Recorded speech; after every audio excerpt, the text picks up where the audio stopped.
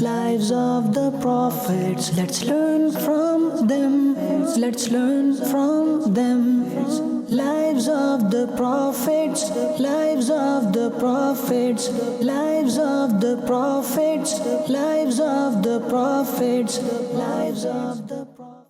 الحمد لله رب العالمين والصلاة والسلام على سيد الأنبياء والمرسلين أما بعد فأعوذ بالله من الشيطان الرجيم بسم الله الرحمن الرحيم الصلاة والسلام عليك يا رسول الله وعلى آلك وأصحابك يا حبيب الله الصلاة والسلام عليك يا نبي الله وعلى آلك وأصحابك يا نور الله. There are many virtues and blessings of reciting salat upon the Prophet sallallahu alaihi wasallam.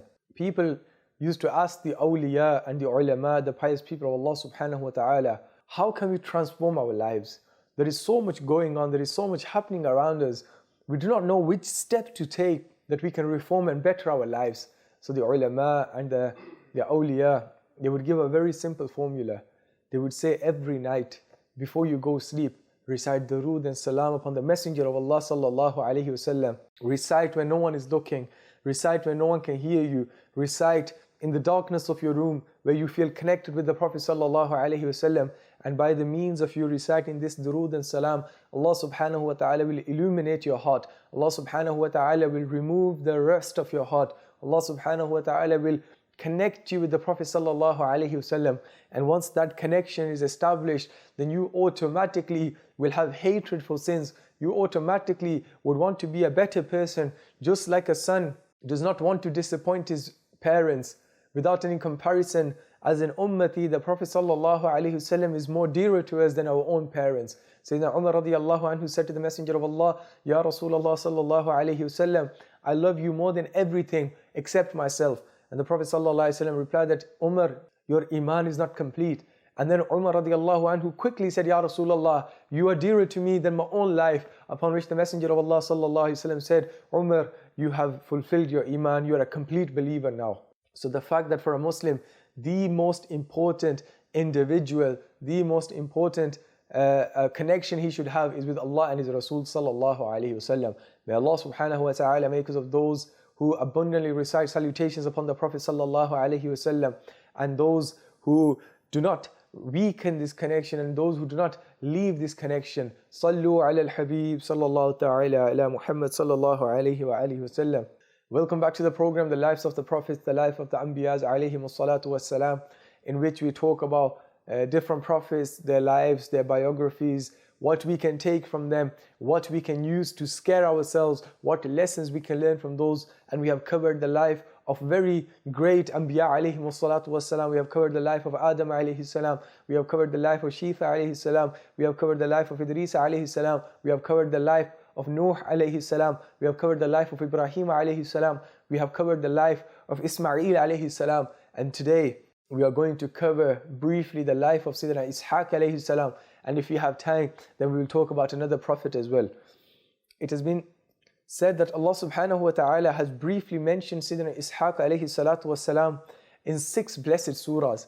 Meaning Allah subhanahu wa ta'ala has mentioned Ishaq and things in relation to him or his story at 6 different places of the Holy Quran. The blessed name Ishaq is a word from the Hebrew language and means Dahhak.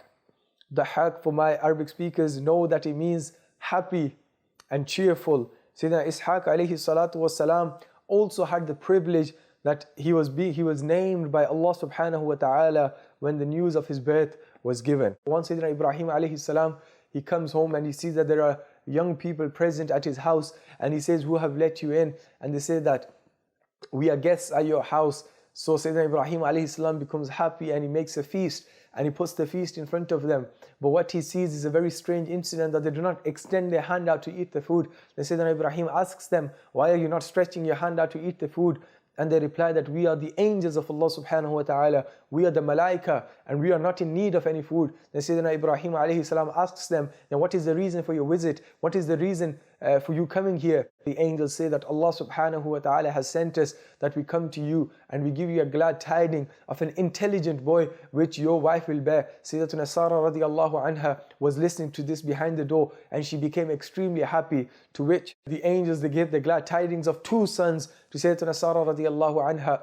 And the wisdom behind this is, firstly, a woman is naturally more happy when she hears the news of expectation, meaning when she hears the news of pregnancy and she's going to be a mother, she automatically feels more happy. And the second reason that the ulama mention is that instead of giving Ibrahim the news of 2 children, they gave it to Sayyidatuna Sarah radiallahu anha, is because Ibrahim alayhi salatu wasalam already had a child, so he knew the excitement and the feelings which go when you receive the good news of having a child, whereas it was something new for Sayyidatuna Sarah, so they gave her this privilege. Sayyidina Ishaq alayhi salatu wasalam was stunningly handsome.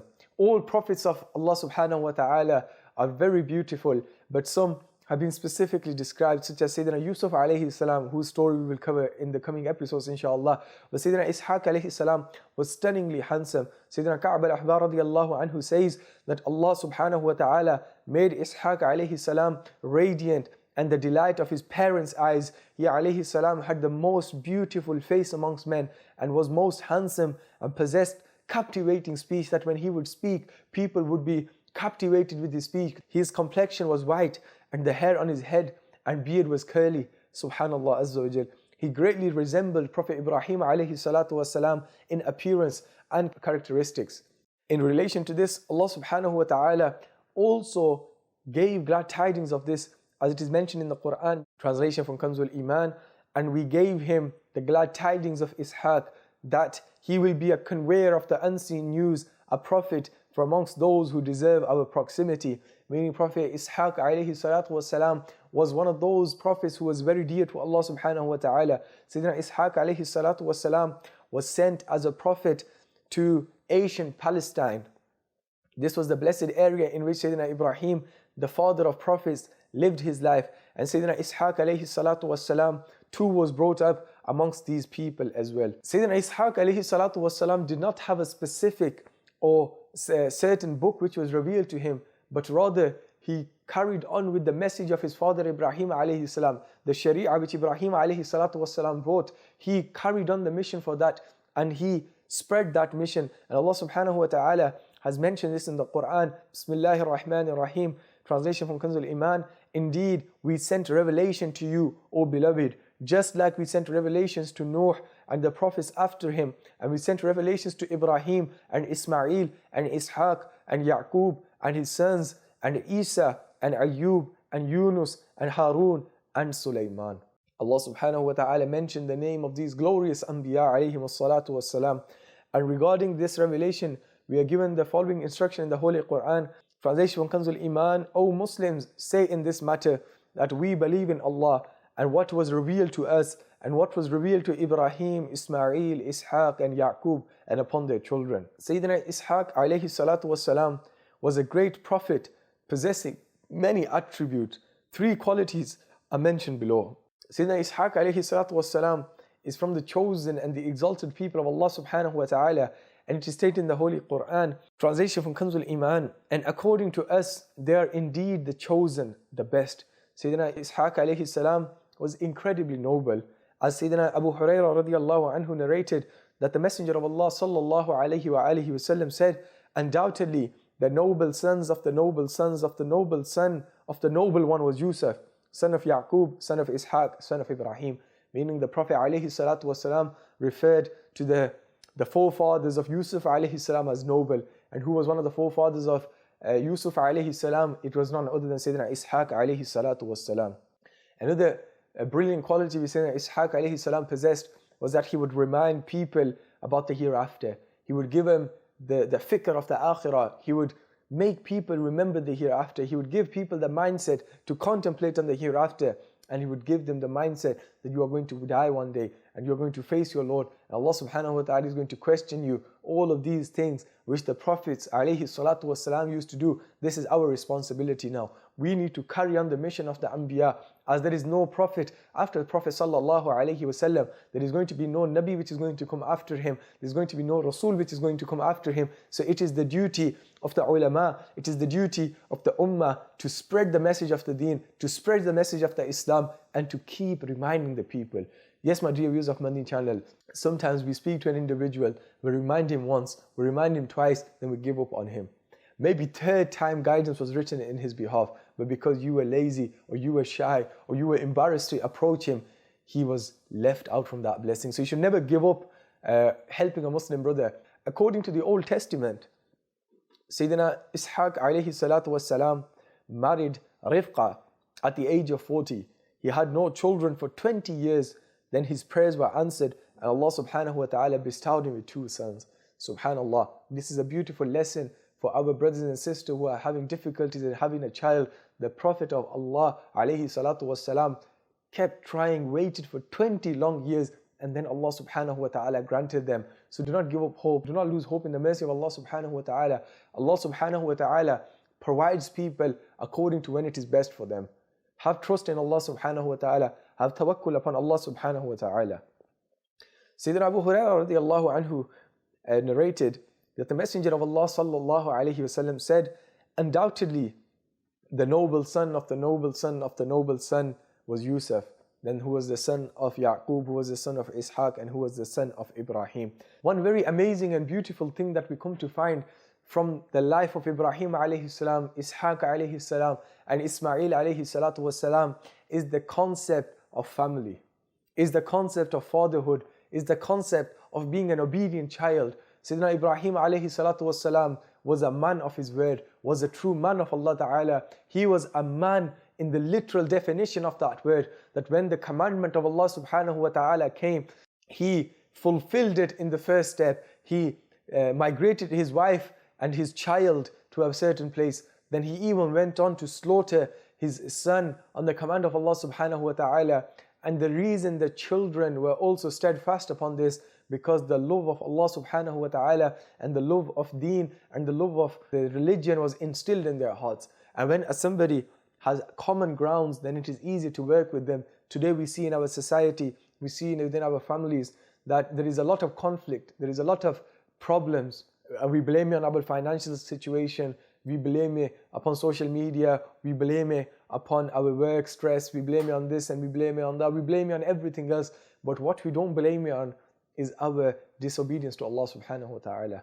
That house in which the kalam of Allah is not being recited, that house in which people are not doing sujood to Allah subhanahu wa ta'ala. Shaitan, he did not do one sajda, and look where he is now. Ask yourselves, how many sujood have I missed in my life?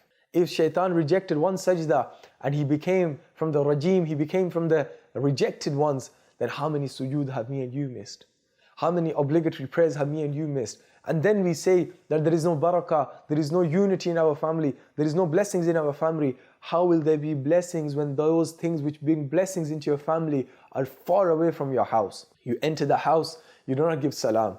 You enter the house, you do not recite Surah Al-Ikhlas. You enter the house, you do not respect your parents. You come, your parents are sitting there, your parents are in need of something, and you totally ignore them because you're more worried about the likes which you're going to get on social media. Your parents are sat there, your parents have told you to do something, but you are too busy being engaged with your friends and this social media that you do not pay attention to your parents. How will Allah subhanahu wa ta'ala grant barakah and blessings to you as a child who is not respecting his parent? And how will Allah subhanahu wa ta'ala grant blessings and mercy to that parent who is purposely taking his child away from the religion of Islam? I was speaking to an individual and he said that my son went abroad to study and he became a pilot. He studied for an extensive amount of time. I think he mentioned 6 years. He goes, my son comes to me now and says, Father, I don't have an emotional connection with you because you sent me away for studying for so long. The mindset which I attained from there, I do not feel like we have a fatherly, we don't have a father-son relationship. It's as if you're just another person in the house and I come and I see you and I greet you like a business partner. And the father was saying this himself. And he was saying that I have lost anything in this life, it is my children that I have lost. My children have become successful. They have amazing jobs. They have amazing cars. They have amazing houses. They have a net worth over so many millions.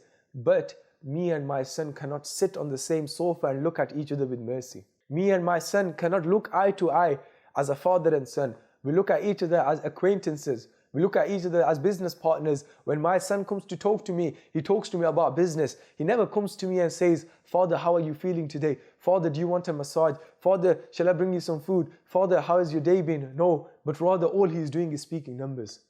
The decision is in your hand. If you want your children to respect you, if you want your children to honor you, if you want your children to be upon the line of Islam and Hidayah and guidance, then you need to instill Deen and Islam into them. My dear viewers of Madani Channel, the times we live in are very testing. And you as a father and you as a mother, Allah subhanahu wa ta'ala will question you on the day of judgment. Allah subhanahu wa ta'ala will ask you on the day of judgment, what did you do to raise your children?